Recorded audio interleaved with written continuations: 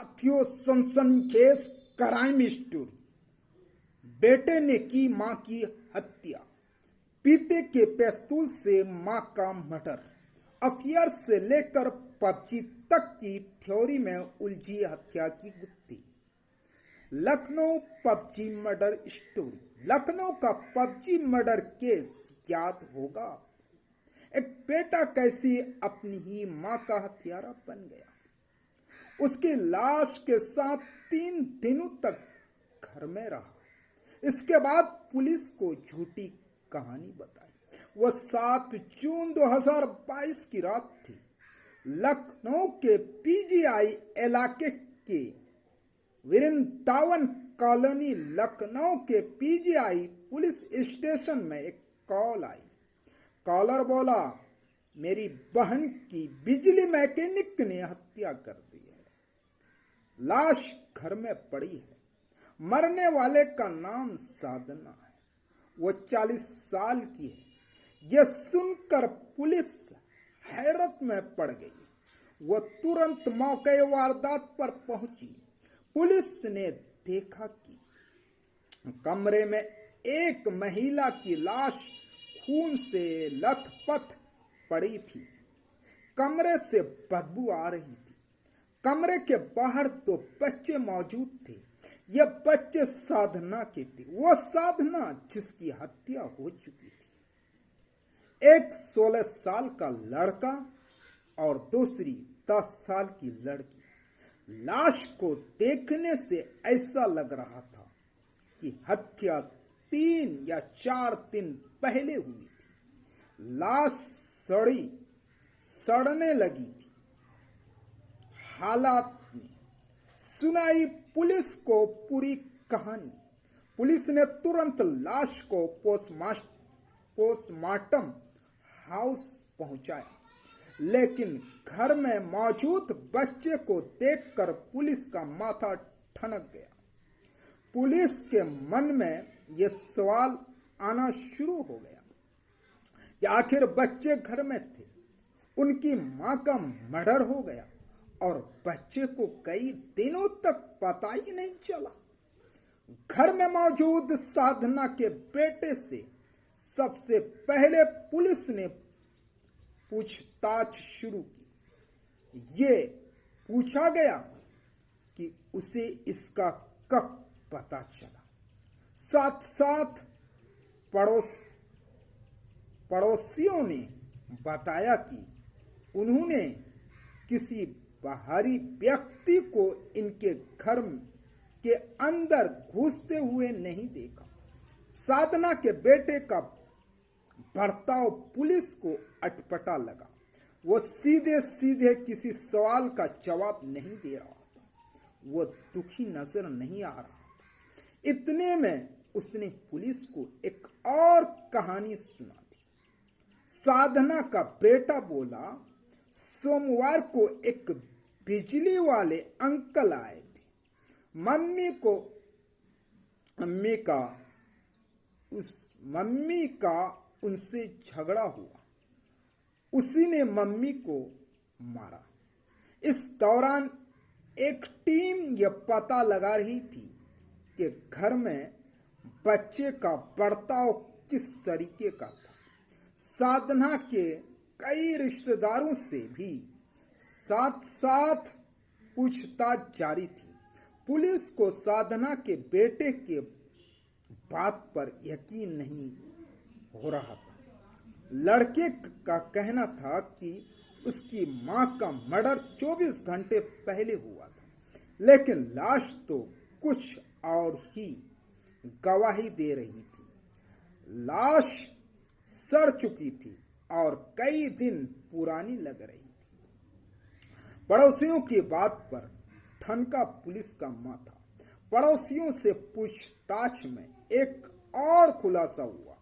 लड़के ने पड़ोसियों को ये बताया था कि मम्मी रविवार को चाचा के घर चली गई थी। जब वो चली गई थी कि कैसे घर के अंदर मर्डर हो गया, ये सवाल उठने लगा। इतने में पता चला कि न तो साधना ससुराल गई थी और न ही उसकी दादी बीमार थी, तो फिर क्यों साधना का बेटा झूठ बोल रहा था। अब पुलिस ने उससे सख्ती से पूछताछ की। इस दौरान पुलिस ने नोटिस किया कि साधना की छोटी बेटी बहुत डरी हुई थी। पुलिस ने बच्ची से प्यार से कई सवाल पूछा। आखिरकार बच्ची ने सब सच उगल दिया। अब पुलिस ने जब साधना के बेटे से दोबारा पूछताछ की तो वो सच बोलने लगा। उसने कबूल किया कि उसने ही अपनी मां का मर्डर किया है। उसने अपने पिता की लाइसेंस पिस्तौल से अपनी मां का कत्ल किया था। दरअसल वो पबजी गेम खेलता था। उसकी मां उसे टोकती थी, उसे पढ़ने के लिए कहती थी। गुस्से में आकर उसने ये कांड कर दिया। पुलिस ने नाबालिग को हिरासत में लिया और पूछताछ का लंबा दौर शुरू हुआ। कहानी अभी बाकी थी। ये तो क्या इस बात पर साधना के बेटे ने उसका कत्ल कर दिया? शायद नहीं। इसके पीछे और भी कई वजहें थी। साधना का पति सेना में है और उनकी पोस्टिंग ज्यादातर बाहर रहती थी। साधना का बेटा 10वीं क्लास में पढ़ता था और वो ज्यादातर वक्त इंटरनेट, इंस्टाग्राम, पबजी जैसे दूसरे ऑनलाइन गेम्स में ही बिताता था। ये बात साधना को बिल्कुल पसंद नहीं थी। वो उसे टोकती रहती थी। दरअसल साधना से मिलने उसके घर में एक प्रॉपर्टी डीलर आता था। दोनों में नजदीकियां थी। ये बात साधना के बेटे को बिल्कुल पसंद नहीं थी। वो कई बार मां को टोकता था। शनिवार को इस वारदात की शुरुआत तब हुई कि जब साधना के घर में 10,000 रुपये गायब हो गए। इसे लेकर उसने अपने बेटे को खूब डांटा। घर में वो पहले भी कई बार पैसे चुरा चुका था, मगर इस बार 10,000 रुपये खुद साधना कहीं और रखकर भूल गई थी। बाद में वो पैसे उसे मिल भी गए। फिर रात को साधना और दोनों बच्चे खाना खाकर सो गए, लेकिन साधना का बेटा जाग रहा था। उसके मन में गुस्सा भरा हुआ था। अब आरोपी ने सारी कहानी बयान की। रात करीब 2 से 3 के दरमियान वो बिस्तर से उठा और अलमारी खोली। उसे पता था कि उसके पापा का लाइसेंस रिवॉल्वर अलमारी में कहाँ रखा होती थी। उसने हथियार उठाया और अपनी मां के कमरे में गया और सीधे साधना के सिर में गोली मार दी। साधना के बगल में उसकी बेटी सो रही थी। यह देखकर वो अचानक उठ गई और रोने लगी। साधना के बेटे ने अपनी बहन को संभाला और किसी को कुछ भी नहीं बताने के लिए कहा। उस रात वो दोनों दूसरे कमरे में जाकर सो गए। कूल माइंड प्लानिंग कायदे से ये हरकत करके आरोपी डरा सहमा रहता है, लेकिन साधना का बेटा कुछ अलग लग रहा था। अगला दिन रविवार का दिन था। उसने अपनी बहन को एक कमरे में बंद किया और सुबह क्रिकेट खेलने चला गया जैसे कुछ हुआ ही नहीं। फिर शाम के वक्त वो वापस आया और उसने लैपटॉप पर और मूवी देखी, मोबाइल पर गेम खेला और फिर बहन के साथ दूसरे कमरे में सो गया। उसने अपनी बहन को मैगी बनाकर भी खिलाई। उसे ये चिंता ही नहीं सता रही थी कि उसकी माँ की लाश एक कमरे में पड़ी है और उसने ही अपनी माँ का कत्ल कर दिया है। पर इन सब बातों से बेखबर वो तो अपनी ही धुन में मशगूल था, जैसे कुछ हुआ ही नहीं। कातिल ऐसे परिस्थितियों में लाश को ठिकाने लगाने और अपनी गलती छिपाने की कोशिश करता है, लेकिन यहाँ परिस्थिति अलग थी। कई बार कातिल अपराध बोध हो जाने पर अपनी जान तक ले लेते हैं, लेकिन यहाँ तो अपराधी आराम से क्रिकेट खेल रहा था, पार्टी कर रहा था, मूवी देख रहा था, अपनी बहन के लिए खाना बना रहा था, कूल माइंड से प्लानिंग कर रहा था।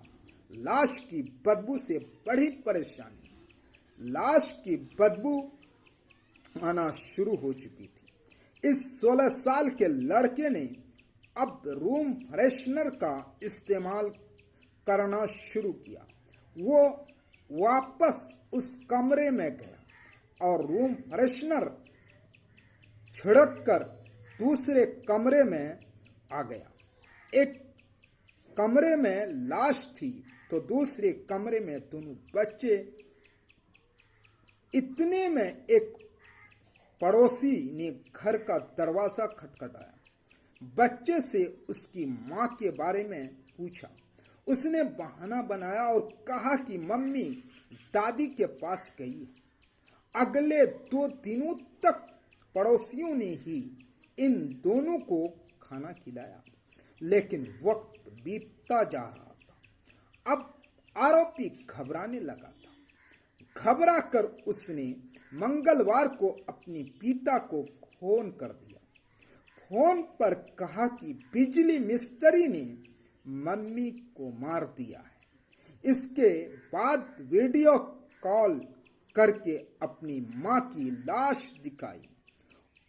उन्होंने तुरंत लखनऊ में अपने साले को घर जाने को कहा। साधना का भाई घर आया, लाश देखी और पुलिस को फोन किया, लेकिन जब पुलिस मौके पर आई, परिस्थिति का बारीकी से विश्लेषण किया तो राज खुल गया।